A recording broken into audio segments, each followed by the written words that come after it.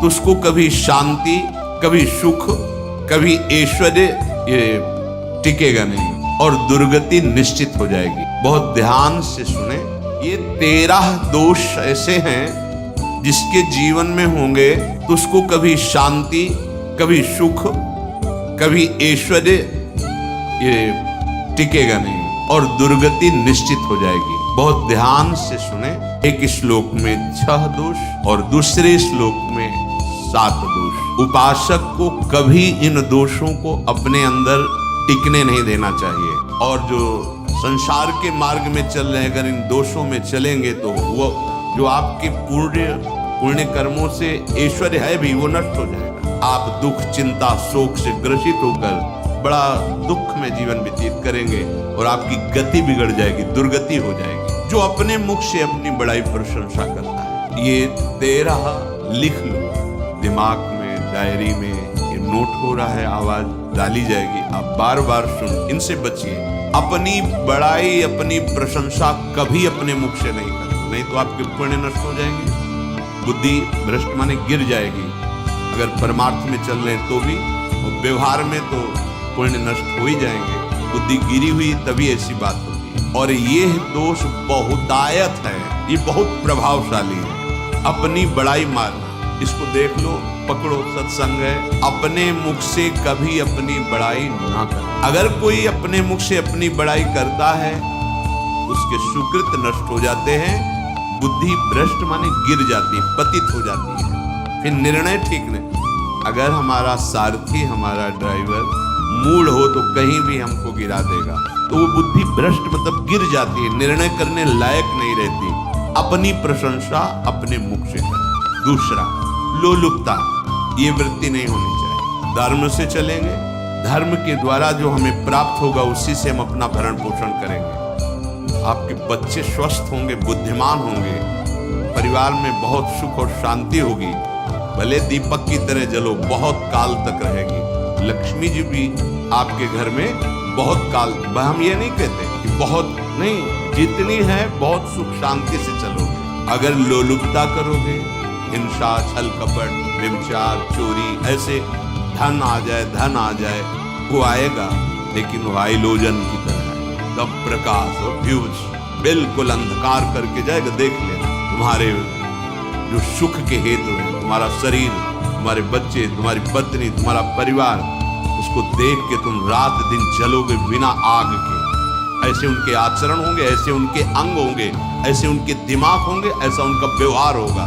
ये लोलुपता अगर उपासक में या किसी में है उसको नष्ट कर देगा। सावधान। तीसरा, यदि आपका अपमान होता है, आपको उसे सहन करना, उससे आपके पाप नष्ट हो जाएंगे। जो तनिक सा भी अपमान होने पर बहुत क्रोध करके दूसरे का अपकार करने लगता है, ये आपका पतन करा देगा, ये आपको फंसा देगा, हृदय जलेगा, अर्थव्यवस्था नष्ट होगी, पूरा परिवार दुखी होगा। जरा सा अपमान की संभावना में आप किसी से भी भिड़ गए, किसी से भी, तो ये प्रवृत्ति आपका पतन कर देगी। उपासक में तो अपमान सहना अमृत है, नीचा अपमानम सुधा, पर व्यवहार में भी ज्यादा उत्तेजित मत होइए। ये तो कुछ मिनट की बात है, अगर आपने उसे मारा, पीटा, रिपोर्ट हुई कानून की, तो फंसते चले जाओगे, अर्थ जाएगा, समय जाएगा, चिंतन जाएगा, बहुत तरह से हानि हो जाएगी।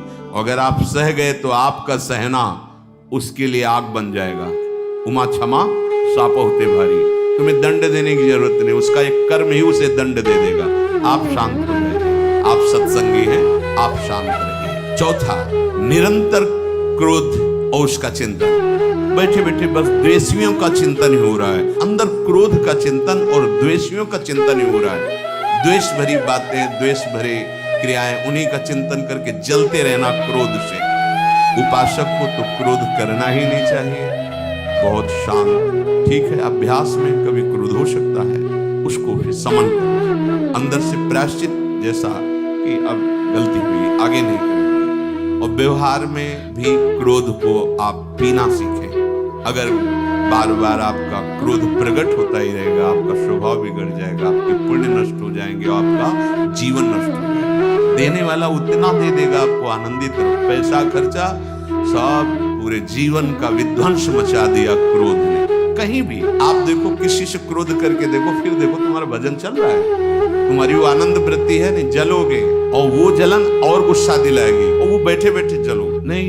ये क्रोध जो है, ये चाहे व्यवहार में हो चाहे परमार्थ में, दोनों की हानि करने वाला है और आश्रित जनों की रक्षा ना करना। अगर कोई भाग कर आपके पास आ गया, कोई पशु पक्षी या कोई मनुष्य, आपको चाहिए कि अब चाहे हमारे पहले प्राण जाए उसकी रक्षा कर। सीवी जैसे तो कोई बिरले ही होते हैं, पर इतना जरूर ध्यान रखें, जैसे कोई पशु पक्षी किसी भय से आपकी सीमा के अंतर्गत आ गया है, अब उसकी रक्षा करनी है। अगर आप स्वयं मार देते हैं या मरवा देते हैं या आपके सुकृत नष्ट कर देगा या आपकी दुर्गति का कारण बन जाएगा। और जो पाप कर्म उत्साहित होकर करते हैं, उपासक को तो बहुत सावधान रहना चाहिए, पर व्यवहार में भी जो नहीं करना चाहिए, अगर वो पाप कर्म आपके द्वारा मन में प्रेरित हो रहे हैं, संकल्प बन रहा है, क्रियाएं हो रही हैं, दुर्गति पक्की, पुण्य नष्ट हो जाएंगे, दुख अशांति बढ़ती चली जाएगी, कभी शांति नहीं प्राप्त कर पाएगा। ऐसा नहीं कि जो मन में आवे सो करे।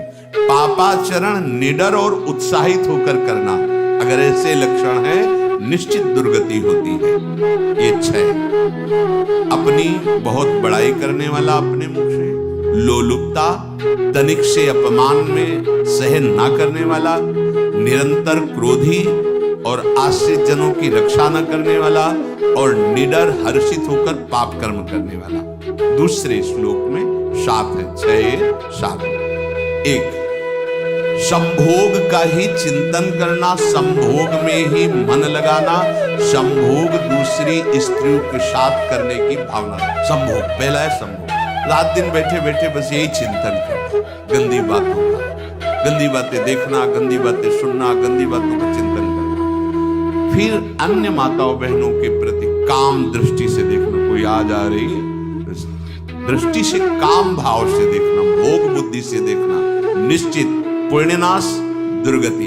बड़े बड़े उदाहरण इतिहास में हैं जिन्होंने ऐसा दृश्य नेत्रों से देखने की चेष्टा की, मन में संकल्प किया, भोगने का, नष्ट हो गए, चाहे वो कितने बड़े प्रतापी हो। ये दुर्योधन कोई साधारण थोड़ी है, भगवान व्यासदेव जी के द्वारा ही था। भगवान व्यासदेव जी ही इसकी उत्पत्ति का कारण है। अब देखो, इतने महान पुलस्त जी उत्पत्ति का कारण है रावण की। बस यही ऐसे दोष हैं जिनके कारण जीव नष्ट हो जाता है। धर्मयुक्त काम भगवान ने आदेश किया, आपका पाणिग्रहण संस्कार हो गया है, संतानोत्पत्ति की भावना से कुछ पवित्र तिथियों का त्याग करके चर्चा में हुई है। एक नियम है, एक आदेश है शास्त्र का। आप बहुत काम प्रवृत्ति वाले हैं तो प्रत्येक मास में जब माता वैदिक पवित्र हो जाती मासिक धर्म से, तो जिनका पाणिग्रहण आपने किया, जो पत्नी स्वरूप है, वहां भी बार बार के लिए व्यभिचार प्रवृत्ति के लिए शास्त्र आदेश नहीं करता, संयम पूर्वक, और उसका चिंतन नहीं करना। पाणिग्रहण संस्कार है, घर में विराजमान है, एक संयम एक नियम के अनुसार उसका चिंतन तो फिर भ्रष्ट कर देगा। चिंतन प्रभु का करना है, चिंतन प्रभु की सेवा जो आपके कर्तव्य, इसके चिंतन से बचो। घातक है, बहुत बड़ा जहर है, अगर विषय चिंतन होने लगा तो मरोगे, जिंदा जलोगे, दुर्गति भी होगी। ये अंदर की जो आग है ना, कामाग, ये इतनी बढ़ती चली जाएगी, हमारे होश खराब हो जाएंगे कि मुझे क्या करना चाहिए क्या नहीं करना चाहिए। हुआ मदांधो मदना तुरुमा, अंधा हो जाएगा, नहीं दिखाई देगा अनुजा तनुजा क्या है कौन है, कुछ नहीं, भ्रष्ट बुद्धि। संभोग का चिंतन नहीं। धर्मयुक्त काम आदेश है शास्त्र में। यदि आप प्रवृत्ति मार्ग में हैं तो अपनी पत्नी को जो पाणिग्रहण स्वीकार किया है, वहां भी पवित्र तिथियों का त्याग करते हुए, एकादशी है, रामनवमी है, नवदुर्गा है, जन्माष्टमी है, राधाष्टमी, जो पवित्र तिथियों का त्याग करते हुए और ऐसे जो मर्यादाएं हैं उसके अनुसार, और कहीं पराई स्त्री के साथ संभोग के बाद निश्चित दुर्गति पक्की है।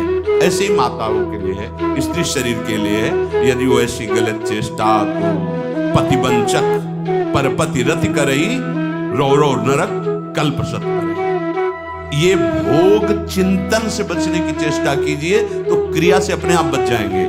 क्रिया के पहले चिंतन होता है, चिंतन से ही क्रिया का आवेश आता है। चिंतन संभालिए, इसी से भगवत प्राप्ति होती है, चिंतन से, और इसी से दुर्गति भी होती है। अनन्यस चिंतयन्तु माम, भगवान चिंतन करे मेरा करो, कर्तव्य कर्म मेरे को समर्पित करो।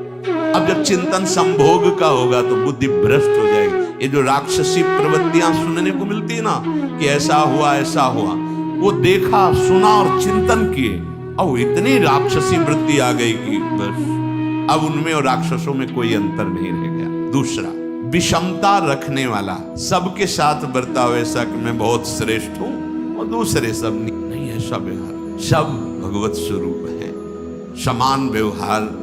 जैसे आपके भोजन है जो आप हमारे, वही सब होना चाहिए। बैठने की व्यवस्था, उठने की व्यवस्था, क्रम बाय क्रम, पर उसको भी नीच भाव से मत देखिए।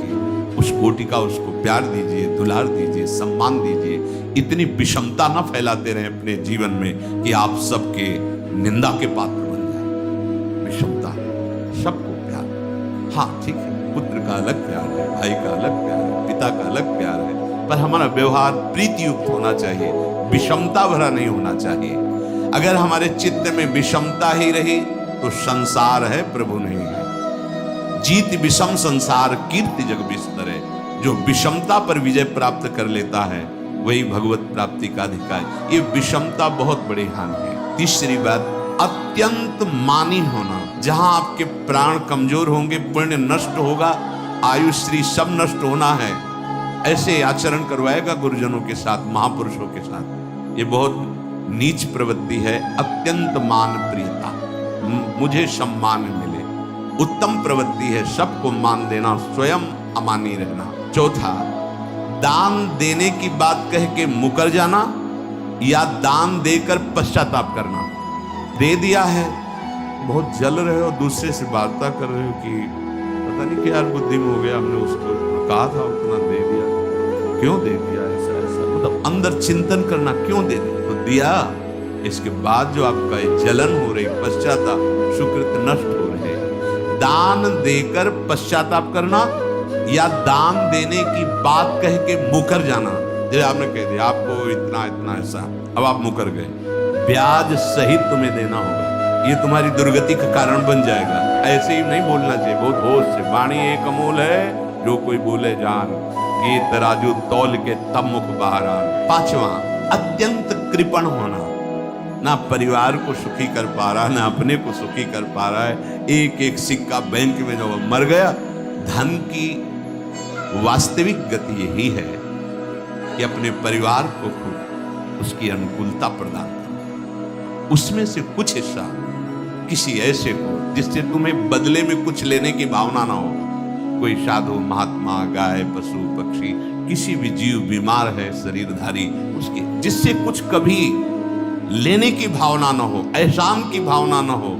शो धन धन्य प्रथम गति जाकी, धन्य हो गया उसका धन। अब वो कृपण का धन किसी काम में ना सुख, ना परिवार के सुख, ना धर्म कार्यों में, व्यर्थ जीवन चला गया। उसी धन का चिंतन करना, उसी का संग्रह करना और उसी की रक्षा करते करते शरीर छोड़ देना, तो चिंतन बिगड़ गया।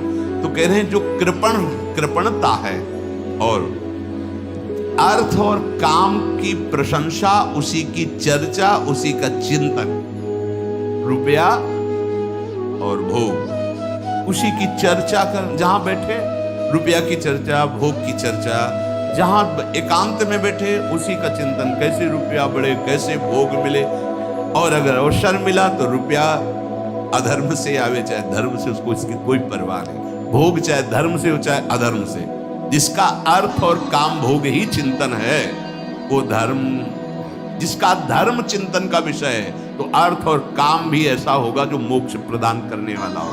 धर्म, अर्थ, काम, मोक्ष। और जो बालक, स्त्री, पागल, असहाय, जो इनकी रक्षा न करके इनकी हानि करता, दुर्गति निश्चित है। माना आपकी पत्नी है, उसका स्वभाव बिगड़ा हुआ है, क्रोधी है, कटु वचन बोल, लेकिन आपके ही प्रारब्ध के लिए। माना आपका पति ऐसा स्वभाव वाला है, पर आपके ही प्रारब्ध से तो सहयोग बना है आकर, अब इसका निर्वाह कर ले जाओ तो पवित्र हो जाओगे दोनों। और अगर झगड़ा और लड़ाई और मारपीट और कहीं हिंसादि के रूप में उतर गए तो फिर और करनी बिगड़ गई। बालक है, आप उसको ज्ञान नहीं कि आप पवित्र है, कि आप पवित्र है, उसको ज्ञान नहीं कि आप उसके साथ व्यवहार अच्छा कर रहे हैं कि बुरा कर रहे हैं, रक्षा कर रहे हैं, शोषण नहीं कर रहे। कह रहे स्त्री बालक, पागल, जैसे विक्षिप्त है, पागल है, आपको रक्षा करनी है, बन जाए तो उसको भोजन। ऐसा नहीं कि मारो उसको, अपमानित करो, उसकी बुद्धि खराब है, प्रारब्धवशात खराब हो गई है। तो शास्त्र आज्ञा करता है स्त्री बालक जैसे पागल विक्षिप्त आदि है, असहाय है, असमर्थ है, बूढ़ा है, वो आप सेवा भी करो तो गाली दे सकते हैं, उनकी बुद्धि बिगड़ गई, आपको उनको दंड नहीं देना, मारना नहीं है आपको। मान लो आपके बड़े बूढ़े बुजुर्ग जन हैं, आप सेवा भी कर रहे हो तो आपको कटु वचन बोल सकते हैं, आपकी निंदा कर सकते हैं, लेकिन आपको उनके साथ व्यवहार सद करना है। अगर आपने इन दोषों को स्वीकार किया तो निश्चित आपकी दुर्गति होगी, ना इस लोक में आपको शांति मिलेगी ना परलोक में। इसलिए इन दोषों को बार बार सुन करके और हृदय में जांचो कि कहीं है तो नहीं, अगर है तो सत्संग भजन बल भगवत प्रार्थना के बल से इन दोषों का त्याग कर दो, जीवन मंगलमय हो जाएगा। शेष चर्चा आगे।